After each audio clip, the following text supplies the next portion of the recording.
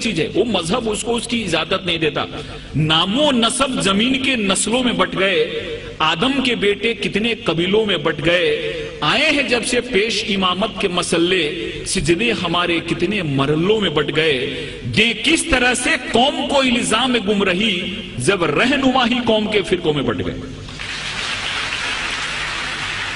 अगर रहनुमा ही फिरकों में बट गए और उन्होंने उस चीज को नहीं समझा, उसको मकसद को नहीं समझा, तो हम उस महान और उस ग्रेट रिलीजन को क्यों दोष दें जिन्होंने पूरी दुनिया में अमन को लाया। ये समझने की चीज है, क्योंकि बहुत सारी चीजें मुझको भी मालूम नहीं थी। मेरे भी मन में बहुत सारे मिसअंडरस्टैंडिंग थे। जब मैंने इस्लाम को पढ़ा और इस्लाम जानने वालों से चर्चा की, तो मेरे मन में बहुत सारे मिसअंडरस्टैंडिंग थे, वो मिसअंडरस्टैंडिंग दूर हो गए। एक जगह ऐसी आयत आई है जहां पे कहा गया है कि इस दुनिया की कोई भी ऐसी जगह नहीं है जहां पे हमने अपने नबी और रसूल न भेजा। 1,24,000 हमने अपने नबी रसूल दुनिया में भेजे, जिसमें से 25 का नाम कुरान में आया है।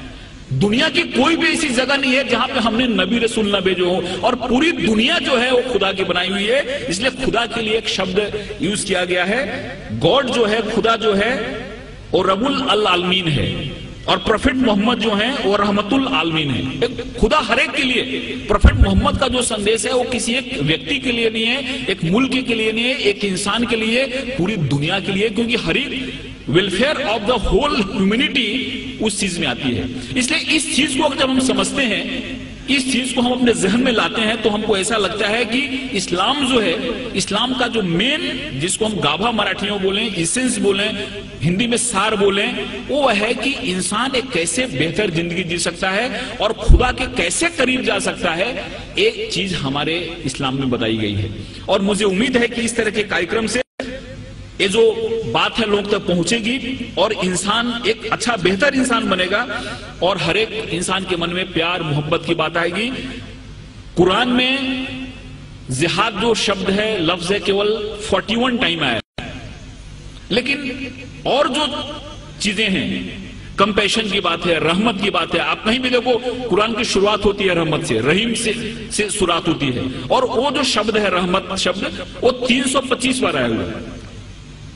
रहमत शब्द जो है, कंपैशन शब्द जो है, वो 325 बार आया हुआ है, और जिहाद शब्द जो है वो 41 टाइम आया है, और वो भी जंग के अर्थ में नहीं आया है। जिहाद एक एफर्ट्स के रूप में आया है, एक कोशिश के रूप में आया है, और उसमें भी ऐसा कहा गया है कि जिहादे अकबर और जिहादे असगर। तलवार की लड़ाई बहुत छोटी लड़ाई है, जिसको उन्होंने जिहादे असगर कहा, और खुद से लड़ना जिहादे अकबर है। सबसे बड़ी लड़ाई है खुद से लड़ना। हमारे अंदर जो विकार है, हमारे अंदर जो दोष हैं, हमारे अंदर जो खामियां हैं, इन खामियों से लड़ना सबसे बड़ी लड़ाई, जिसको जिहादे अकबर कहा। और तलवार की लड़ाई छोटी लड़ाई है, उस लड़ाई को बहुत ज्यादा तरजीह नहीं दी, वो जिहादे असगर है। इसलिए बहुत ऐसी चीजें हमारे सामने आती हैं जिस चीजों से ऐसा लगता है कि इस्लाम ने दुनिया को क्या दिया, लेकिन कुछ लोगों ने जानबूझ के इसको फैलाया, कुछ लोगों ने समझा इसको नहीं, कुछ लोगों ने समझाया नहीं। और मुझे उम्मीद है कि जिस हिसाब से इस्लामिक रिसर्च सेंटर ने इस्लाम को बड़े ही साइंटिफिक ढंग से सामने लाया है, उनकी किताबें भी जो निकली हैं, वो किताबें जब कोई आदमी पढ़ता है तो उसके मन में एक सही पिक्चर आता है। कहीं भी किसी के बारे में नफरत नहीं, कहीं भी किसी के बारे में मन में विद्वेष या दुश्मनी पैदा नहीं होती। इसलिए मैं खुदा से दुआ करता हूं कि उनका ये जो मकसद है वो कामयाब हो, हमारे हिंदुस्तान में, पूरी दुनिया में अमन फैले, कौमी एकता फैले, कौमी आहंगी फैले। और इस शब्दों के साथ मैं आपसे विदा लेता हूं कि मोहब्बत से करो आगाज तो अजनबी भी करीब आते हैं।